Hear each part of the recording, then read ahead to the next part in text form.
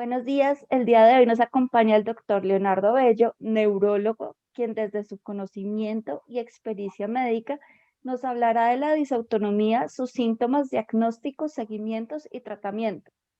También nos acompaña Michelle Calderón Ortega, docente e investigadora de la Universidad Libre de Cúcuta y doctorado en bioética de la Universidad del Bosque.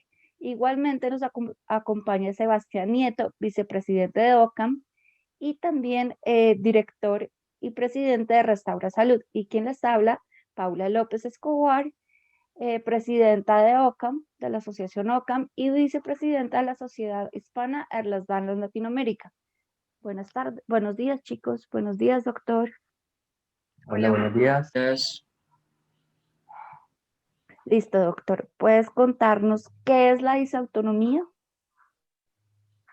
Bueno, entonces la disautonomía consiste en una pérdida del control autonómico, ¿sí? ¿Y qué es eso de pérdida del control autonómico? Pues tenemos que conocer lo que es el sistema nervioso autónomo.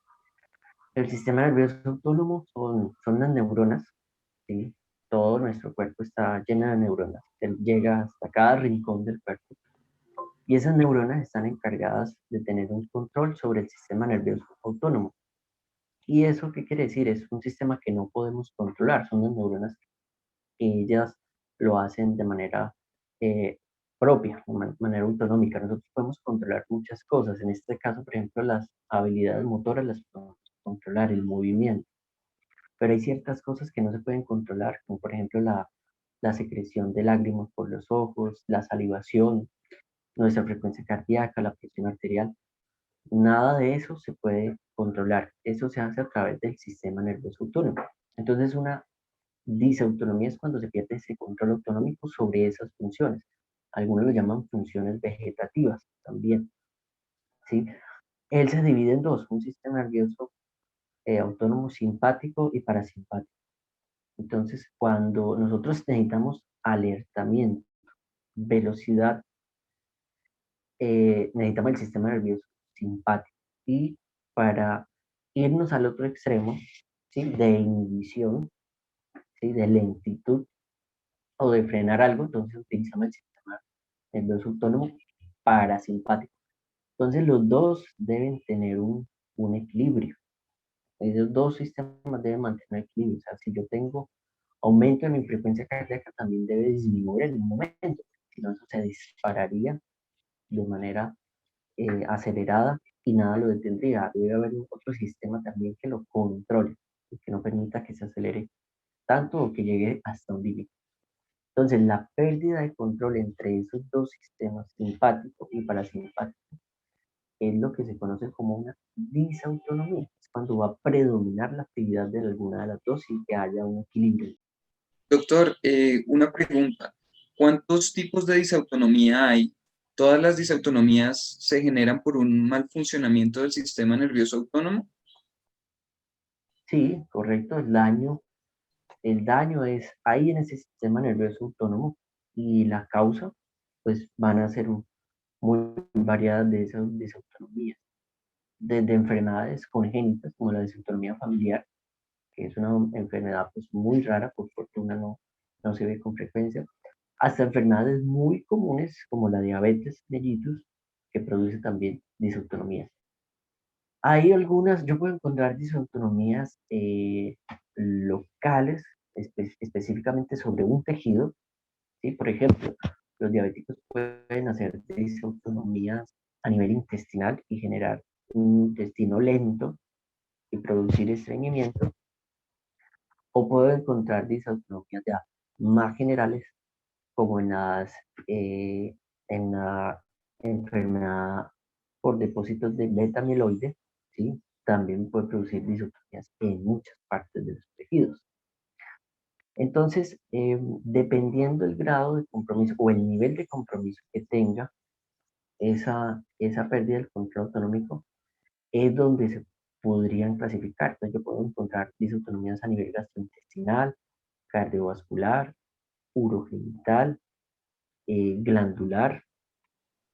Yo puedo encontrar entonces disautonomías y las puedo clasificar de acuerdo al tejido comprometido, como por ejemplo en las disautonomías que aparecen en los pacientes con diabetes mellitus, donde genera un compromiso solamente a nivel intestinal y produce un intestino lento ya estreñido, como un síntoma de esa disautonomía. O también pudiera encontrar otras que comprometen ya varios órganos, como en las neuropatías por depósitos de beta amiloide. Esa también da unas disautonomías en muchos órganos, ¿sí? Entonces, de esa manera, y dependiendo del tejido que esté comprometido, clasificar y pueden aparecer también los diferentes nombres que ella tenga. Las disautonomías Sí, también pueden ser secundarias a patologías primarias, ¿cierto? Como por ejemplo el bien. síndrome de Ehlers-Danlos, síndrome de como encefalomelitis miálgica, por ejemplo, como fibromialgia. En teoría, cualquier enfermedad puede dar disautonomía. En teoría, lo que pasa es que no todas, el 100% lo van a dar. Hay enfermedades que predisponen a la persona que le den más disautonomía. Por ejemplo, las enfermedades neurodegenerativas, ¿sí? Ya sean adquiridas o congénitas, pues predisponen a que tengan mucha más disautonomía. Las enfermedades de los nervios periféricos, las neuropatías diabéticas, ¿sí? Ya sean adquiridas o hereditarias, también pueden, o con mayor frecuencia yo voy a encontrar las disautonomías, ¿sí? Fuera del sistema, esas son las que corresponden al sistema nervioso central, ¿sí? Como les dije, si tengo un compromiso del sistema nervioso central, eso facilita que con más frecuencia yo las encuentre. Ahora, si yo me salgo del sistema nervioso y busco otras enfermedades, también las hay, las predisponen, con menos frecuencia, pero también las pueden predisponer, como por ejemplo la diabetes mellitus, esa es una, ¿no? Pero finalmente el daño debe estar sobre el nervio, el daño debe estar sobre la neurona. Yo debo, independientemente del origen, si es por ejemplo un Ehlers-Danlos, que es congénito, o si ya es algo adquirido, debe llegar un daño hacia esa neurona que hace el control autonómico. Yo he visto algunos casos de pacientes de Ehlers-Danlos que desarrollan inestabilidad craneocervical y debido a esto desarrollan la disautonomía. Hay algunos que se han operado, han hecho esta operación y han mejorado algunos síntomas de la disautonomía. ¿Está directamente relacionado, digamos, esas dos cosas? Sí, claro, como hay un cambio estructural entre la unión cráneo-cervical y por ahí pasa todo lo que es la cadena simpática, que lleva el control simpático del sistema nervioso autónomo, entonces ese daño genera esa disautonomía. Es por un daño estructural.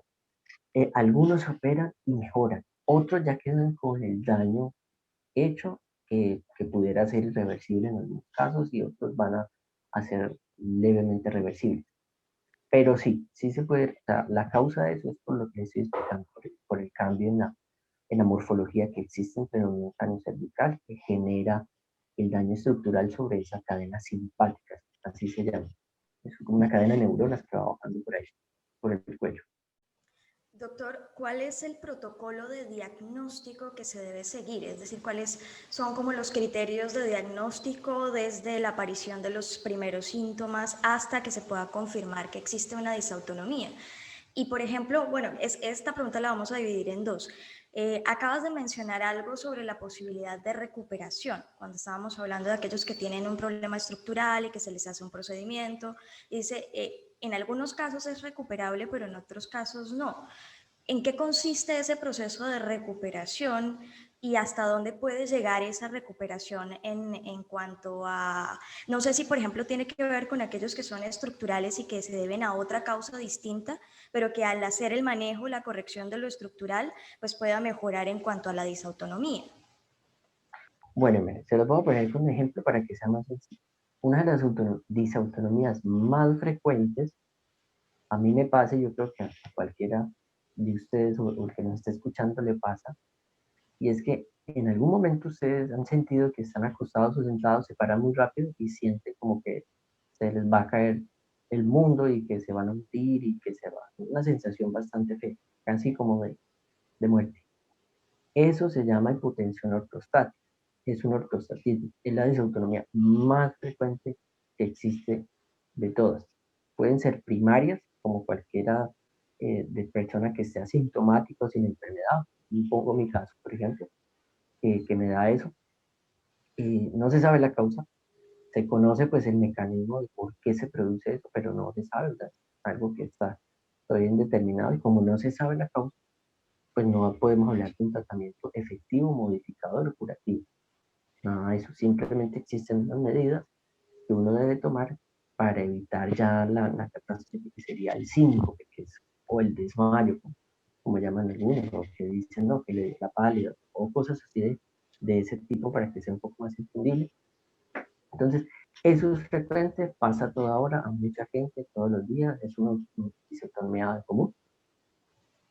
Por fortuna es benigna, entre comillas, o sea, es buena, por decirlo, se le pone la palabra buena porque no es algo progresivo, no es algo neurodegenerativo. Al contrario de la disautonomía, por ejemplo, que yo puedo encontrar la disautonomía familiar, que esa sí es de alta mortalidad porque es algo neurodegenerativo, progresivo. Eso sí ya es irnos al otro extremo.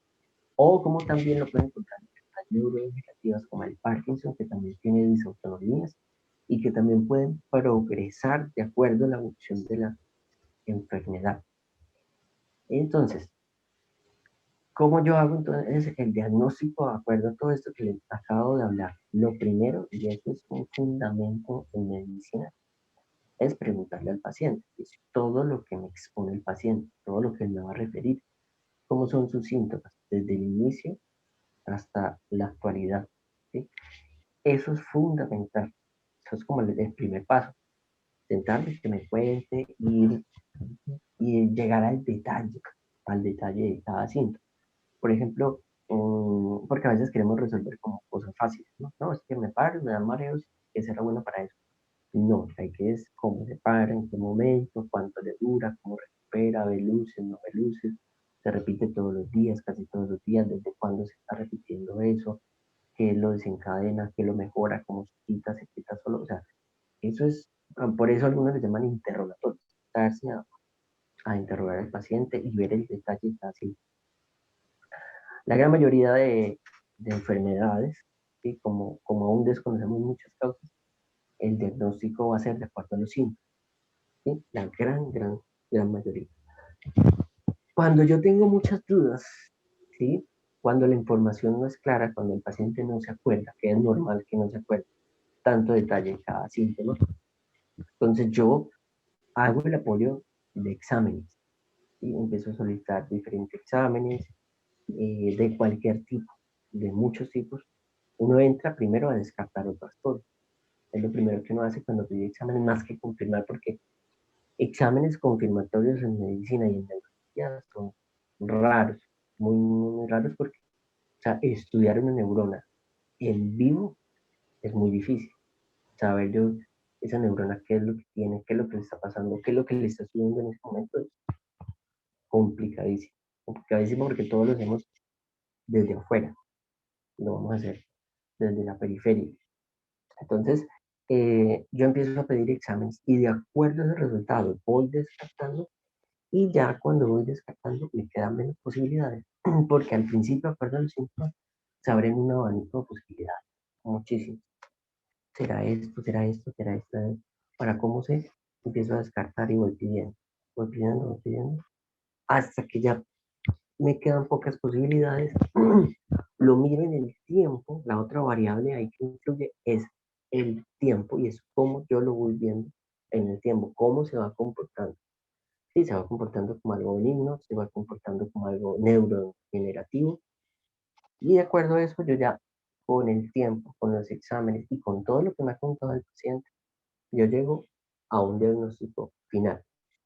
Algunos son rápidos, puede que en la primera consulta, ¿sí? Yo lo vea y lo diagnostiqué. ¿Por qué pasa eso a veces que es fácil? Una, porque la claridad de los síntomas es evidente y no hay duda de que sea eso.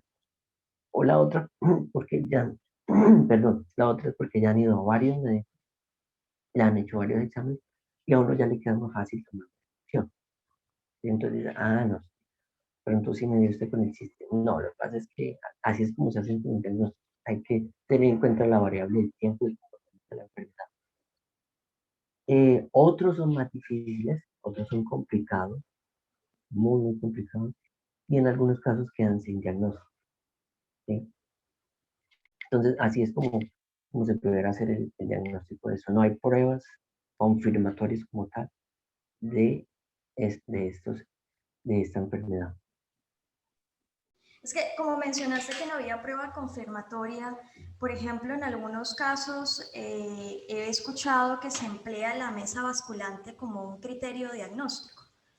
¿Aplica a todas las disautonomías o solo a algunos tipos de disautonomía el criterio diagnóstico con mesa basculante?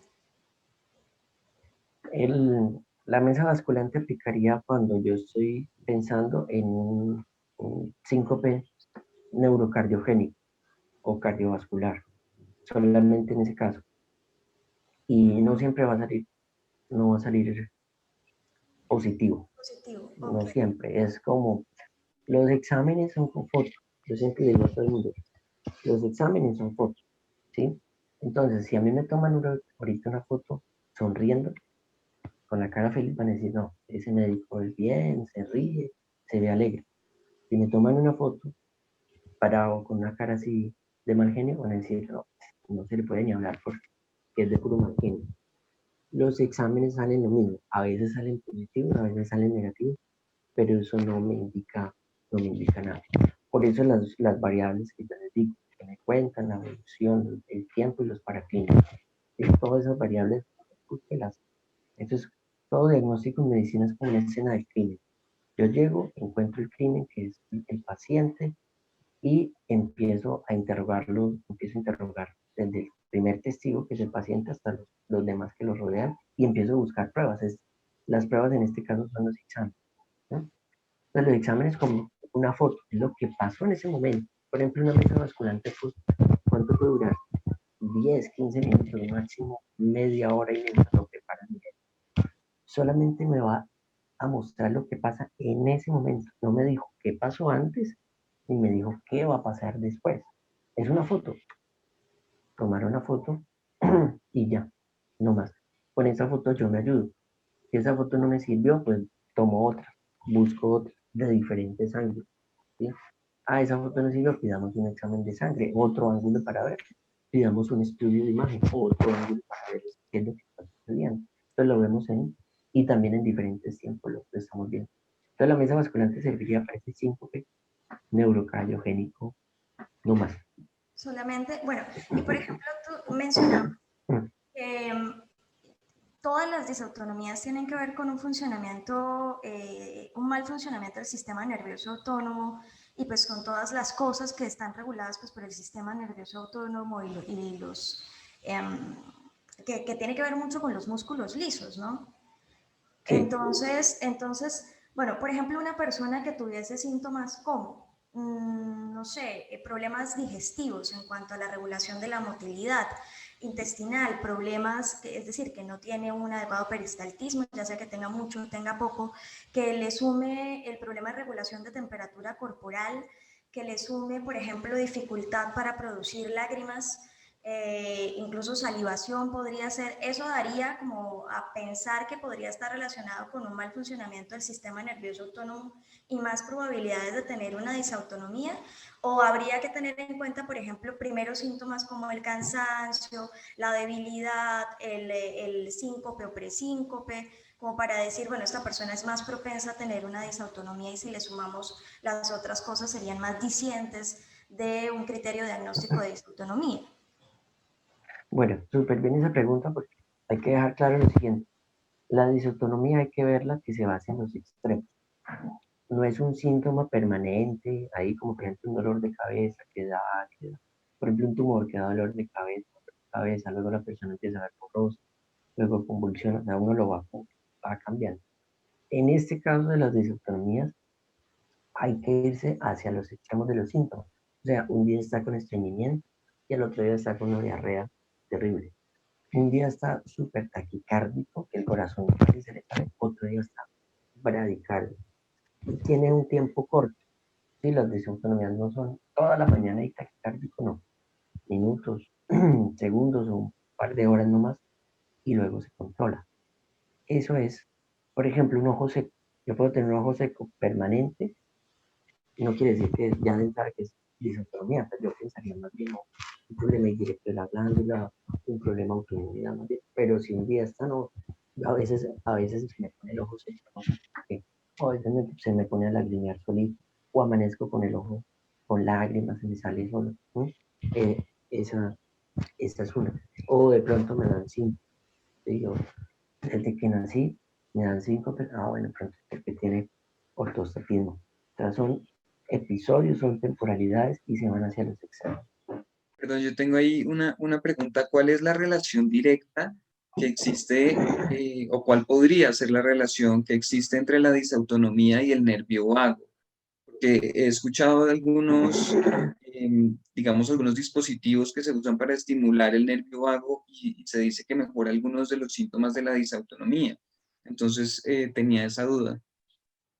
Claro, el nervio vago es un nervio, es un acúmulo, es una fibra de puras neuronas que nace desde el cerebro, el tallo cerebral exactamente, y va hasta el colon. O sea, es un nervio que se extiende bastante, es bastante largo. Y él lo que va es a llevar toda la actividad nerviosa de esos músculos lisos que hay ahorita, como lo mencionó Michelle, son músculos lisos que uno no los puede controlar. Hay músculos que yo controlo, como los del brazo, por ejemplo, son voluntarios, ¿sí? Y eso se hace ya desde la corteza cerebral, desde la parte más superior del cerebro. Pero hay una parte inferior del cerebro que es donde está toda esa parte autonómica que se controla solita, que uno no tiene control, y va a inervar y a llevar toda la información nerviosa hacia ese músculo liso. ¿Cuál es el músculo liso? Entonces, el que está en el intestino, por ejemplo, ese es uno. El músculo que está en los bronquios, ¿sí? Que es por donde pasa el aire para que llegue el aire a los pulmones. Esos son como los dos grandes músculos que hay ahí. El músculo liso, yo no lo controlo. Entonces el nervio vago se va hacia allá, ¿sí? Y él va a tener el control autonómico de todas esas estructuras. Es por eso entonces que llegan a hacer tratamientos de estimular el nervio vago para que haya un adecuado control autonómico sobre esa función. Doctor Leonardo, ¿cuáles son los principales aspectos que generan la dificultad para el diagnóstico oportuno de la disautonomía en algunos pacientes? Bueno, el primero es que como son síntomas que estamos hablando que duran minutos, segundos o pocas horas, y de pronto no sé, el paciente no le llega a dar la relevancia, ¿sí? Me paré, me dio el mareo y ya me pasó, como que no era nada grave. ¿Sí? Una es esa, que no se le da la relevancia. Dos, el desconocimiento que existe sobre la neurología es otro. Desde la ciencia, ojo, estamos hablando desde la ciencia, todavía no se ha podido descubrir bien el funcionamiento. Hoy en día conocemos todas las estructuras del cuerpo, todas. Nos falta aprender cómo funcionan. Ese es otro.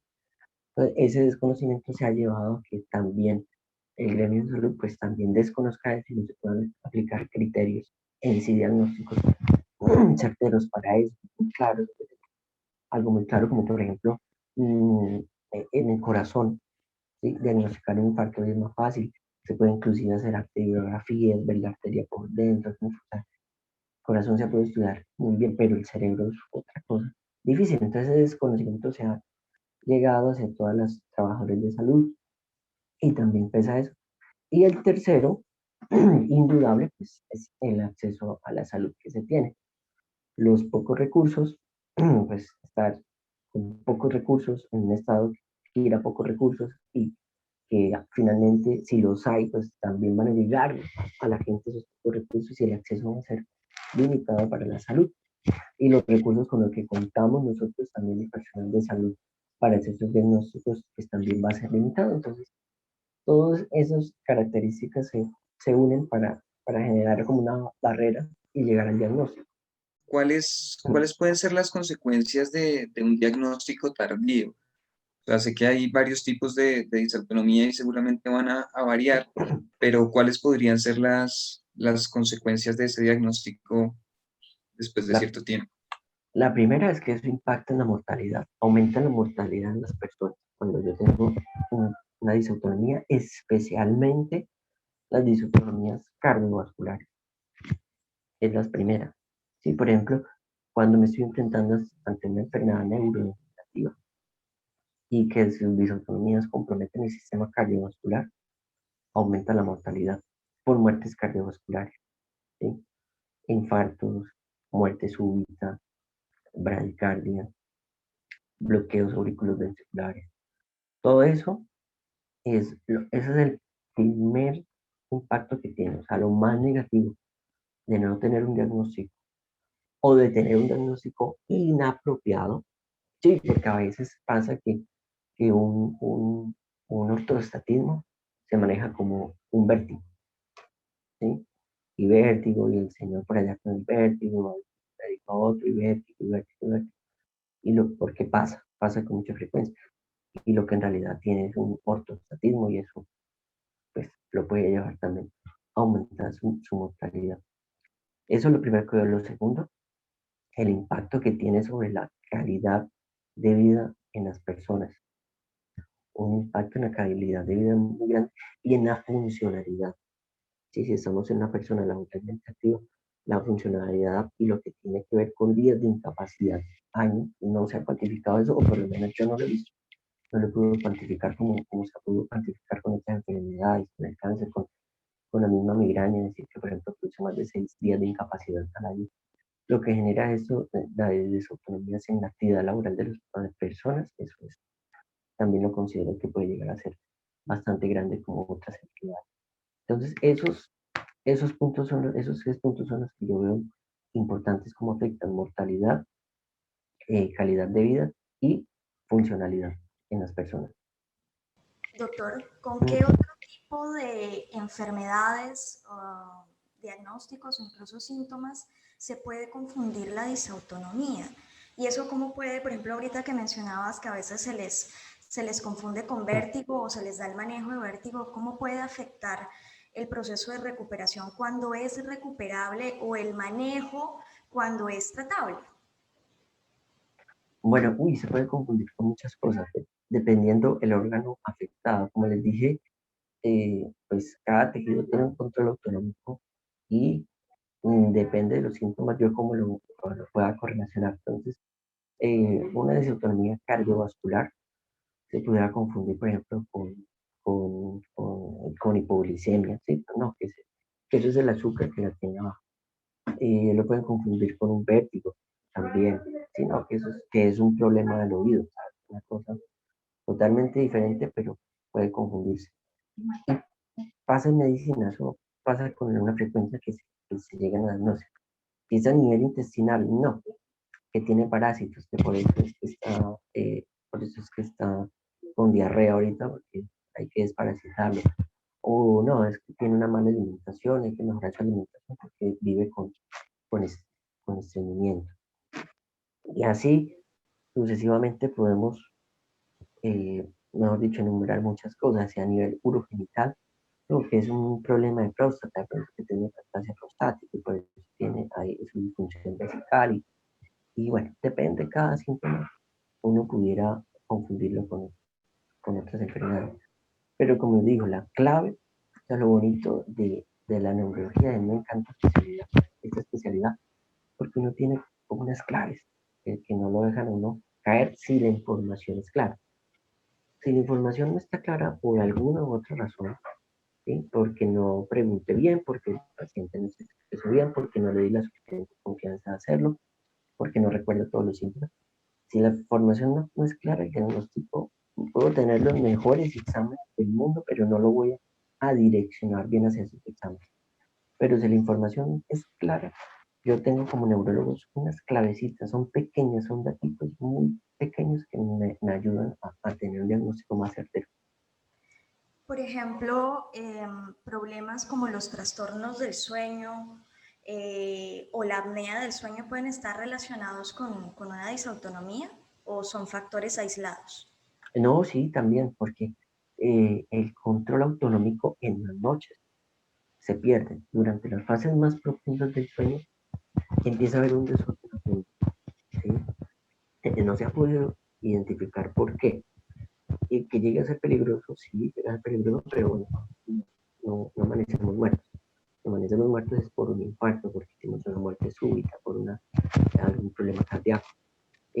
Pero sí, durante la noche hay una pérdida del control autonómico, entonces tenemos picos donde aumenta la temperatura, luego hay descenso de la temperatura, nuestra frecuencia cardíaca empieza a aumentar, luego empieza a bajar, nuestra frecuencia respiratoria también baja, y eso predispone a que yo tenga problemas durante el sueño cuando tengo algún tipo de autonomía, porque pues lo va a descontrolar mucho más y se va a perder.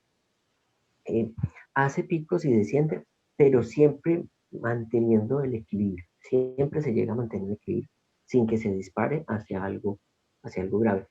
Pero ya cuando yo tengo, por ejemplo, hay apneas del sueño que son de origen central, la apnea del sueño de origen central, que hasta el momento pues no hay una causa clara o aparente. Y ahí puede estar, claro, el control autonómico puede estar alterado, porque es normal que durante el sueño hagamos apneas. ¿Qué es apnea? Que dejo de respirar por mucho tiempo. Entonces yo puedo tener apneas hasta de 4 segundos, dejo de respirar 4 segundos, eso es tolerable y de una vez lo compenso, ¿sí? Cuando no, cuando eso se prolonga por una apnea central del sueño, cuando eso se prolonga, ya se prolonga por más tiempo, 5, 8 segundos, 10 segundos, pues el cuerpo que lo que hace, lo despierta aún, porque si no, pues ahí uno permanecería muerto. Pero mm, eso claro, eso es difícil de diagnosticar, es muy difícil de diagnosticar. ¿Por qué? Porque al sueño nadie le presta atención, no va, se acuesta, pensando duerme uno solo, ¿sí? Nadie se acuesta, nadie, y se duerme acompañado, pues nadie está pendiente de lo que pasa. Y los síntomas ya empiezan a aparecer con el tiempo, con los años, de donde empieza a haber fatiga, empieza a haber irritabilidad, empieza a haber dolor de cabeza, empieza a haber somnolencia durante el día, o sea, somnolencia de uno. Entonces uno con los años es que empieza a ver eso, cuando ya impacta la calidad de vida de las personas, no, ya me siento con ánimo, mi memoria falla, ya no puedo trabajar como antes, pero es porque está resultando ese problema en esa pérdida del control autonómico en la noche. Ahí me surgió una duda antes de pasar a la siguiente pregunta. ¿Lo mismo pasa con cuando te desaturas? No haces apnea de sueño, sino de saturación excesiva durante la noche. Esa es otra, exactamente. No necesariamente la apnea, porque la apnea, como les dije, hasta cierto punto puede tolerarse, pero ya después aparece la saturación, la desaturación. Y la desaturación es porque no hay intercambio adecuado entre el oxígeno y el CO2, o sea, no se intercambia adecuadamente. Eso puede ser porque hay una obstrucción del paso del aire, puede ser una. Otra puede ser porque la mecánica respiratoria no es la más adecuada, la caja torácica no es la más adecuada. Lo mismo pasa, y eso de la desaturación se maneja solo con oxígeno, puede estar asociado también a alguna disautonomía. Sí, puede estar asociado exactamente a disautonomía. Yo tengo que buscar la causa, lógico. Si es algo obstructivo, se mejoró, se operó, se hizo algo. Y ya. Si es por disautonomía, toca buscar si es una enfermedad de base que lo está llevando a eso y tener el control de la enfermedad. O si es, por ejemplo, algo primario, como una apnea del sueño central. Esa es una. El tratamiento es oxígeno, claro, el oxígeno se utiliza cuando, como todo en medicina, cuando hay síntomas. Yo no tengo síntomas de una enfermedad, pues el tratamiento no estaría indicado. Pero claro, si hay síntomas, el tratamiento es oxígeno, poner el oxígeno. La fatiga muscular, la falta de fuerza, puede ser un síntoma propio de la disautonomía. Sí, total. Ese puede ser uno de los síntomas. Por ejemplo, hay neuropatías periféricas, que le llamamos, que producen disautonomías y pueden ser de esos síntomas. ¿Por qué? Por fatiga directamente sobre la actividad muscular, que no suficiente actividad eléctrica de las neuronas y genera mucha fatiga, mucho gasto energético. La otra es porque cardiovascularmente no hay suficiente equilibrio, entonces puedo hacer muchos episodios de bradicardia, sentirme con fatiga y tener que sentarme y no puedo hacer nada. O porque también el sistema respiratorio también está fallando, no hay la suficiente expansibilidad.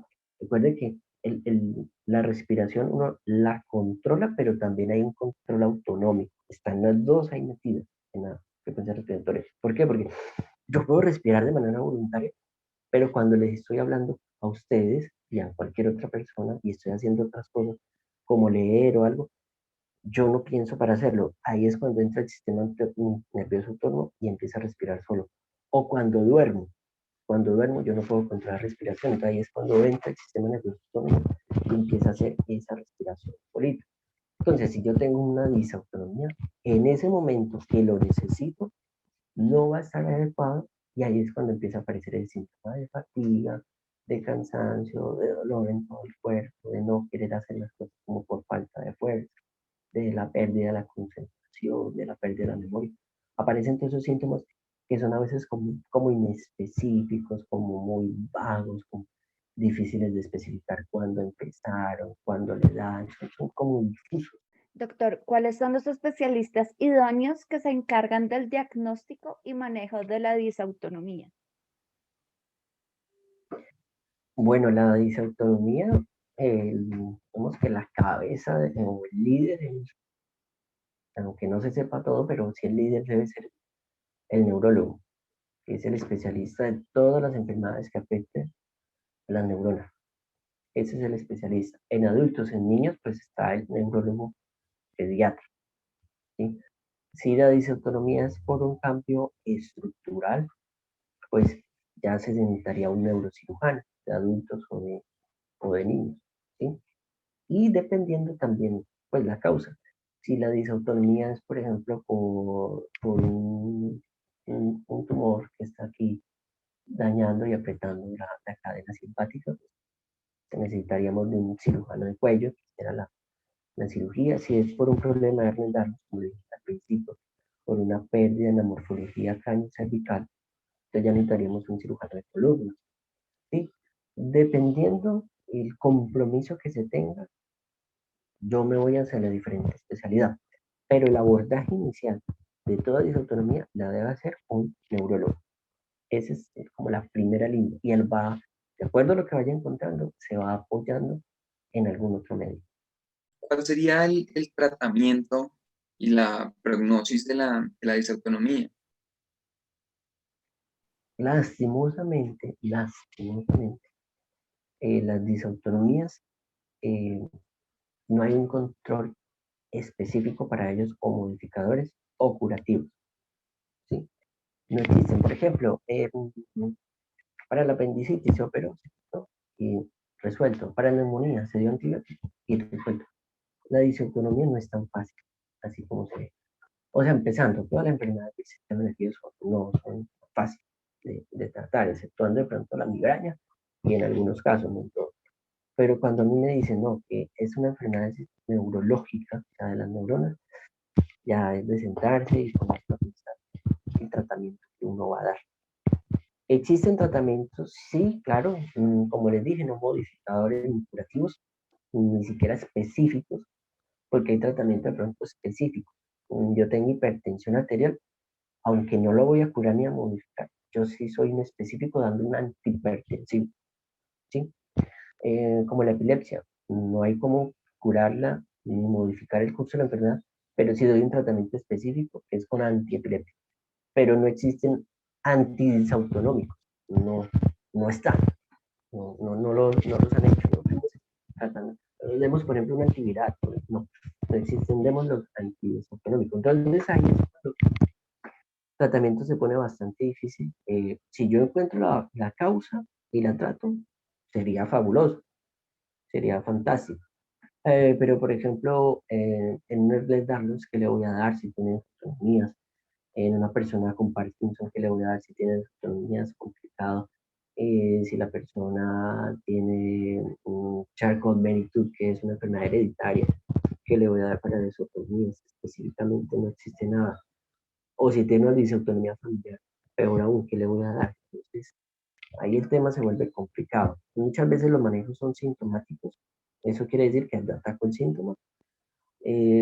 Un ejemplo es lo que les puse ahorita al inicio, que es el ortostatismo o la hipotensión ortostática, que es tomar medidas como tomar abundante agua, comer un poquito con sal las cosas, evitar los cambios de posición bruscos, y ya para eso, ¿para qué? Para que no me vaya a afectar a mí en la mortalidad ni me lleve a llevar a la muerte, ¿sí?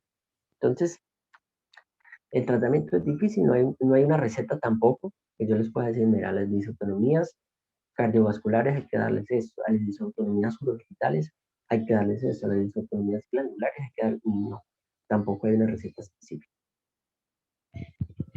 Doctor, ahí que ahorita hablaste del síndrome de Ehlers-Danlos, que seguramente desata muchos tipos de disautonomía diferentes. La vasovagal es la más común. ¿Qué tipo de recomendaciones darías tú para una disautonomía vasovagal? Bueno, primero que se hagan un ecocardiograma y verificar que no vaya a haber una eh, hipertrofia cardíaca, y que la pueden hacer una hipertrofia cardíaca, y eso les puede llevar a tener falla cardíaca, eso les puede llevar a tener disautonomías cardiovasculares y empeorar su situación y aumentar la mortalidad cardiovascular. Esa es una. Si el ecocardiograma está bien y no muestra ningún cambio estructural, perfecto, bien, la podemos manejar de una manera mucho más cómoda. Entonces hay que ver la tensión arterial cómo está, ¿sí? Que no hayan episodios de bradicardia, hacer un electrocardiograma también, verificar que su frecuencia cardíaca y su tensión esté bien. Eso está perfecto. Y mantener volúmenes sanguíneos adecuados, hay que hidratarse muy bien, tomar bastante agua. Si la presión no está muy alta, ¿sí? Porque las disautonomías a veces tienden a llevar la presión alta, eh, dar la ingesta de sal un poquito más alta de lo común. Evitar los cambios posturales tan bruscos, no sentarse y pararse rápido, por ejemplo, o estar acostado y pararse rápido no es lo adecuado. Entonces, esas son como, hace parte del tratamiento, son como las medidas que debo tomar frente a esas disautonomías. ¿Y el uso de medidas antiembólicas o de medidas de compresión? Son discutidas, algunos hablan, sí, de poner pues las medidas, no está mal, se pudieran hacer esas medidas compresivas, poner las medidas compresivas, hacer posiciones de compresión también cuando sientan la sintomatología, que es agarrar las manos y doblarlas en las propias manos, flexionar las piernas también, eso ayuda, esas medidas compresivas también son de ayuda. Por ejemplo, doctor, mencionabas el subir un poquito la ingesta de sal. ¿Y el azúcar tiene algún problema o alguna incidencia si se consume, por ejemplo, en una cantidad excesiva? ¿Puede afectar o no tiene nada que ver el azúcar, el consumo de azúcar, por ejemplo? No, el azúcar también ejerce un efecto osmótico, se llama. El azúcar y la sal tienen efecto osmótico, o sea, aumentan la presión dentro de los vasos sanguíneos, están ahí aumentando esa presión. Claro, si yo tengo una ingesta excesiva de ambas, tanto de sal y de azúcar, es perjudicial a largo plazo. Entonces, de las dos, no se sabe cuál es peor si se consume en exceso. La sal, por lo menos, es un mineral que lo consumimos ligeramente procesado, porque se le hace un proceso para que llegue. Entre más natural, mejor, entre menos procesado, mucho mejor. Algunos consumen sal marina, sí, eso digamos que tiene mayor efectividad para en cuanto que no sea tan nocivo. Y el azúcar, sí, toda es procesada. La única azúcar natural que existe y que es saludable y que debemos comer es la que se encuentra en los alimentos. Por ejemplo, en las frutas, en los vegetales, en las carnes. Ese azúcar sí es saludable. Pero la procesada, no, esa sí no es buena ni poquita, ni siquiera. Entonces traten de buscar más una sal mucho más natural, que no esté tan procesada, sobre todo esa sal que ya viene casi polvito y que la venden que bajo de sodio. O sea, cuando un producto es modificado hay que tenerle mucho miedo, ¿sí? No, que queso bajo en grasa, que leche deslactosada, que no sé qué light. Cuando esos productos son desnaturalizados hay que tener mucho cuidado, porque no sabemos qué fue lo que cambiaron por eso. Le quito esto, pero ¿qué le pongo? ¿Sí? Entonces, mucho cuidado con eso. Entre más natural, eso sí es mucho mejor. Ok. Doc, así, bueno, ya viendo más o menos cuáles son las características, los síntomas, las consecuencias, algunos de los aspectos del impacto en la salud y la calidad de vida, hay una pregunta que creo que es fundamental y es, ¿qué tanto puede incidir, por ejemplo, en el desarrollo de pérdida de la capacidad laboral, en una discapacidad? Porque ya sabemos que afecta la calidad de vida, entonces eso sí es claro. Por lo menos entre mayor efecto tengan los síntomas o mayor duración tengan los síntomas o el impacto de los síntomas, pues afecta naturalmente la calidad de vida. Pero, por ejemplo, en cuanto a la capacidad laboral o en cuanto al desarrollo de una discapacidad, por ejemplo, que pierdan autonomía los pacientes con disautonomía, que tengan bajos, muy bajos niveles de concentración, la permanencia de la somnolencia, por ejemplo, ya sea que tenga un trabajo de alto riesgo, como un trabajo, por ejemplo, el mío, que soy docente, y al que la concentración es fundamental, aunque no parezca tan necesaria. ¿Qué tanto puede afectar, por ejemplo, la pérdida de la capacidad laboral y la funcionalidad que mencionabas hace un momento sobre dentro de las consecuencias de lo que se mira la funcionalidad en criterios normales de un paciente con disautonomía a cuando está experimentando los síntomas, porque me dices que no siempre están esos síntomas, pero si aparecen, si son con más frecuencia, mayor duración, mayor impacto? ¿Cómo podría ser eso en cuanto a la discapacidad de un paciente? Nos afecta muchísimo, bastante. Uf, muchísimo, bastante. Como les dije, eso no está cuantificado, no podemos dar cifras, no, o por lo menos yo las desconozco, pero acá en nuestro país no hay unas cifras claras sobre eso, pero sí, se impacta muchísimo. Primero, en la calidad de vida, como lo había dicho, y lo segundo, sobre la productividad. Puede que sea funcional, pero no es productivo, es una cosa diferente, ¿sí? Puede que salga, que se levante, vaya a trabajar, pero su productividad se ve afectada, ¿sí? Bastante. Y luego de eso, que se afecta la productividad, cuando ya se da cuenta y la enfermedad progresa, entonces afecta su funcionalidad, ya deja de ser funcional. Entonces ya no se para, ya toca ayudarlo, ya toca darle de comer, inclusive, bueno, hacerle muchas actividades que tienen alguna dependencia, porque la enfermedad continúa. Entonces sí, sin duda lo afecta, eso no tiene discusión de ninguna manera, que vaya a afectar muchísimo. Y lo otro es que la mayoría de estas enfermedades, como son de las neuronas, pues, ¿cuál es como les digo a mis estudiantes, cuál es la función del cerebro? La función del cerebro es darnos vida. Y si esas neuronas que nos dan vida están afectadas, pues imagínense la calidad de vida, su funcionalidad y su productividad, pues se va a ver afectada. Yo tengo una inquietud en cuanto a los conceptos técnicos. Por ejemplo, estabas hablando de las neuropatías y a veces, pues bueno, las neuropatías más comunes se puede verificar en algunos aspectos con pruebas, creo, con electromiografía, neuroconducción, pero hay neuropatías como la de fibras pequeñas que no son, ese tipo de pruebas no sirven. La existencia de una neuropatía de fibras pequeñas con una falta de criterio diagnóstico como la electromiografía, la neuroconducción, podría derivar o podría ocasionar una disautonomía y es más difícil diagnosticarla en esos casos.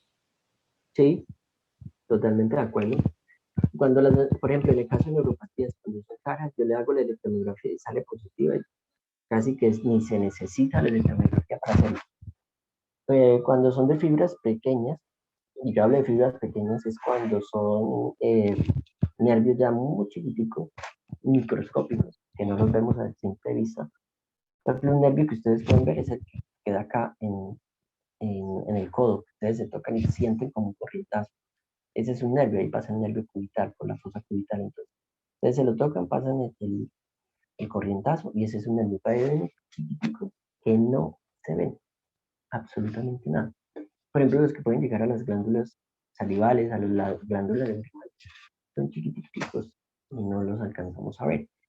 Entonces, como esos son estudios con agujas y con corriente, pues los grandes y los que están en la superficie los podemos diagnosticar cuando fallan. Pero ¿qué pasa con esos chiquiticos que están allá metidos profundos? No tenemos cómo llegar a un diagnóstico certero. Y claro, esos pacientes pueden quedar subdiagnosticados y por ende van a quedar sin tratamiento. Y esos pues son los que más se van a complicar, a los que les va a tener mayor mortalidad, los que van a ser improductivos y bueno, lo más negativo va a llegar hacia